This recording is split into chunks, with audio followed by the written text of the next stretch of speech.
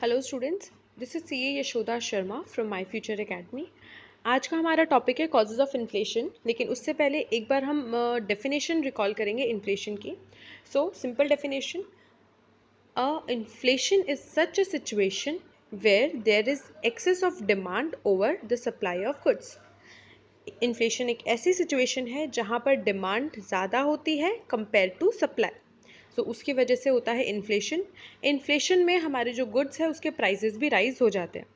अब क्या क्या ऐसी चीज़ें हैं जो इन्फ्लेशन कॉज करेगी? सो फर्स्ट जो हमें पता है, इन्फ्लेशन जो मेन टू चीज़ें हैं जिसकी वजह से इन्फ्लेशन होता है वो है increase in demand and in decrease in supply. Increase in demand and decrease in supply, and the second cause is increase in the production cost, and third is other factors जो कि हम आज read करेंगे। Increase in demand, increase in demand की वजह से जो inflation होता है उसको बोलते हैं demand pull inflation. Demand pull inflation, demand की बढ़ने की वजह से, डिमांड की बढ़ने की वजह से जो इन्फ्लेशन होगा उसे हम बोलेंगे demand pull inflation. So demand किन किन रीजंस की वजह से इकोनॉमी में बढ़ेगी? First, increase in supply of money. हम क्या देख रहे हैं? Increase in demand. ऐसी कौन सी सिचुएशन है जिसकी वजह से लोग ज़्यादा डिमांड करेंगे? First, increase in supply of money. अगर जितने भी लोग हैं, पीपल, कंज्यूमर्स, अगर उनके पास बहुत ज़्यादा मनी आएगा तो वो ज़्यादा डिमांड करेंगे, right? So increase in money की वजह से इंडिविजुअल्स के पास ज़्यादा इनकम आएगी। अगर हमारी इकोनॉमी में ज़्यादा पैसा है तो लोगों के पास ज़्यादा इनकम आएगी तो वो ज़्यादा डिमांड करेंगे। टू मच मनी, यहाँ पर एक चीज़ लिखी हुई है, too much money chasing too few goods causes inflation. Too much money यानी हमारे इकोनॉमी में टू मच मनी है, लेकिन वो टू मच मनी किस चीज़ को चेज कर रही है, किस चीज़ के पीछे भाग रही है? बहुत टू फ्यू गुड्स के पीछे। ये चीज़ तो आपको भी पता होगी कि अगर किसी चीज़ की डिमांड अगर ज़्यादा होती है, आप नॉर्मल अपनी लाइफ में कोई भी सिचुएशन ले लो, कोई भी एग्जांपल ले लो, अगर जिस चीज़ की डिमांड ज़्यादा होती है, सारे लोग उसी चीज़ को अगर डिमांड कर रहे हैं तो यानी उसकी चीज़ की सप्लाई सप्लाई कम है। हम मानते हैं कि एक ही सप्लाई है, और अगर लोग उसको बहुत ज़्यादा डिमांड करने लग जाएंगे तो ये क्या करेगी? अपनी वैल्यू बढ़ा लेगी, राइट? सो इसी चीज़ को बोला जाता है इन्फ्लेशन। ये हो गया हमारा first reason, increase in supply of money. अगर लोगों के पास ज़्यादा पैसा आएगा तो वो ज़्यादा डिमांड करेंगे। इंक्रीज इन पब्लिक एक्सपेंडिचर, अगर गवर्नमेंट हमारी कंट्री में ज़्यादा एक्सपेंडिचर करेगी उसकी वजह से किस तरीके से डिमांड बढ़ेगी? देखो, अगर गवर्नमेंट एक्सपेंडिचर कर रही है, मतलब गवर्नमेंट बहुत फ्लाईओवर्स बना रही है, गवर्नमेंट बहुत ज़्यादा रोड्स बना रही है, या फिर अलग अलग प्लांट्स, इंडस्ट्री सेटअप कर रही है।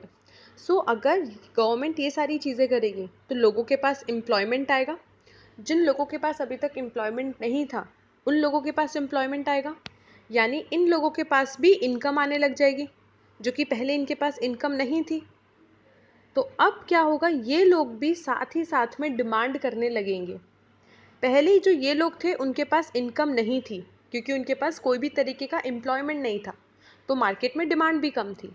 लेकिन जैसे ही गवर्नमेंट ने अपने एक्सपेंडिचर्स बढ़ाए, इनको एम्प्लॉयमेंट मिला, इनको इनकम मिली और इन लोगों ने डिमांड करना स्टार्ट किया। अब क्योंकि इनके पास ज़्यादा इनकम आई तो इन्होंने ज़्यादा डिमांड की। तो फाइनली ये पॉइंट कैसे गया? गवर्नमेंट ने एक्सपेंडिचर किए, increase in supply of money हुआ, increase in supply of money के कारण इंक्रीज इन डिमांड हुआ और उसकी वजह से हमारा इन्फ्लेशन हुआ। ओवर पॉपुलेशन, यहाँ पे क्या बोला है? In India there is 2% annual increase in population leading to an increase in demand of individual. पहले सपोज हम एक एग्जांपल लेते हैं, एक जगह पे 10,000 अगर पीपल है तो वो 10,000 जितना ही डिमांड करेंगे। लेकिन इंडिया में क्या है, हर साल 2% पॉपुलेशन इंक्रीज हो रही है, तो हर साल ये 2% पॉपुलेशन भी आके डिमांड करने लगेगी। कुछ भी डिमांड करो, नेसेसिटी गुड्स डिमांड करो या कोई भी डिमांड करो, लेकिन हर साल 2% से हमारी डिमांड इंक्रीज होती जा रही है। तो इस वजह से जो डिमांड इंक्रीज हो रही है और सप्लाई कम हो रही है और इन्फ्लेशन हर साल इंक्रीज होता जा रहा है, राइट? सो ये तीन रीज़न है इंक्रीज इन डिमांड के कि क्यों इंक्रीज इन डिमांड हो रही है। फर्स्ट, सप्लाई, मनी की सप्लाई बढ़ने से। सेकेंड गवर्नमेंट एक्सपेंडिचर कर रही है उस रीज़न से, and third is over population. Second reason increase in cost of production. इसके पॉइंट्स पढ़ने से पहले हम एक चीज़ देखते हैं। सपोज एक एम्प्लॉयर है, वो एक गुड्स बनाता है 100 रुपीज़ का वो गुड्स बनाता है और वो उसको सेल कर रहा है 120 रुपीज़ में, राइट।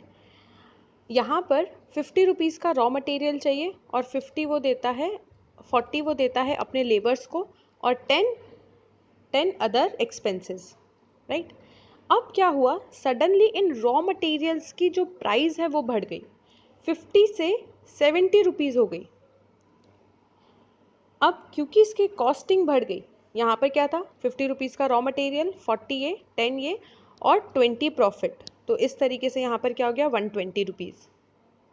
अब जैसे ही रॉ मटेरियल की प्राइस इंक्रीज होगी, उसको प्रॉफिट मार्जिन तो कितना रखना है, खुद को 20 रुपीज़ ही चाहिए, तो यहाँ पर बाकी कॉस्ट सेम है 70, 40 और 10।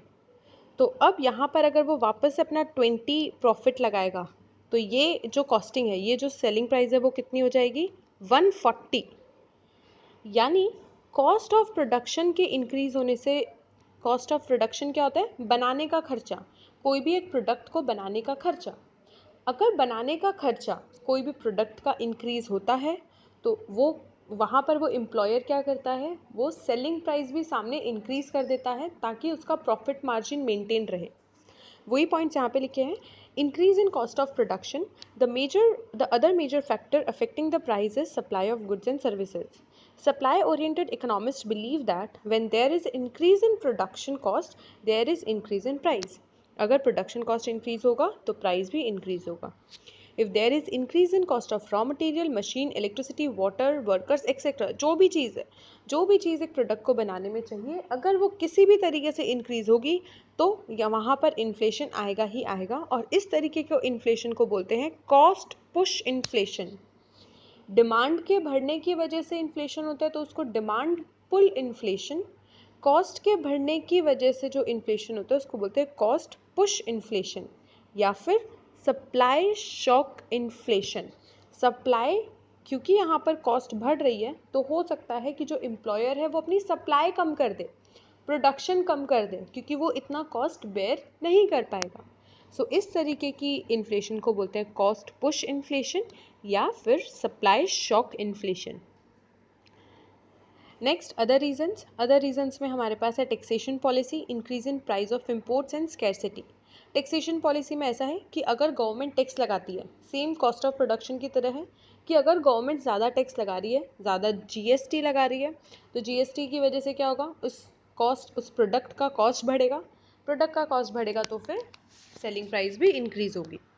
Increase in price of import, यहाँ पर ऐसा है, एक जो एग्जाम्पल दिया है कि हमारे देश में, इंडिया में 70% जो पेट्रोलियम प्रोडक्ट है वो बाहर से इंपोर्ट करके सेल किए जाते हैं हमारी कंट्री में। सो अब यहाँ पर अगर क्रूड ऑयल के प्राइस इंक्रीज होते हैं तो हमारी बाकी सारी चीज़ों पे उसका इफ़ेक्ट पड़ेगा, क्योंकि सारी जगह पे कहीं ना कहीं पेट्रोलियम यूज़ होता ही है, मशीन्स चलाने के लिए या फिर जो ट्रांसपोर्टेशन है उसके लिए। सो कहीं ना कहीं ये पेट्रोलियम यूज़ किया ही जाता है। पेट्रोलियम में खाली पेट्रोल नहीं होता, पेट्रोलियम से काफ़ी चीज़ें और भी बनती है। सो अगर ये इंपोर्ट के प्राइजेज़ इंक्रीज़ हो गए, ये पेट्रोलियम के प्राइजेज़ इंक्रीज़ हुए, तो इसका इफ़ेक्ट हमें हमारे सारे गुड्स पे देखने को मिलेगा, राइट। सो ये है हमारे कुछ कॉजेज़ जिसकी वजह से इन्फ्लेशन होगा। 3 कॉज है, एक है इंक्रीज़ इन डिमांड, एक है increase in cost of production and other factor. Increase in demand के रीज़न है increase in supply of money, increase in public expenditure, over population. Increase in cost का कोई और एग्जाम्पल्स नहीं है, खाली एक ही है इंक्रीज इन कॉस्ट, जिसको कहा गया है कॉस्ट पुश इन्फ्लेशन या supply shock inflation. Other reasons में है taxation policy, increase in price of imports and scarcity. So here we complete our chapter number 3, money and inflation.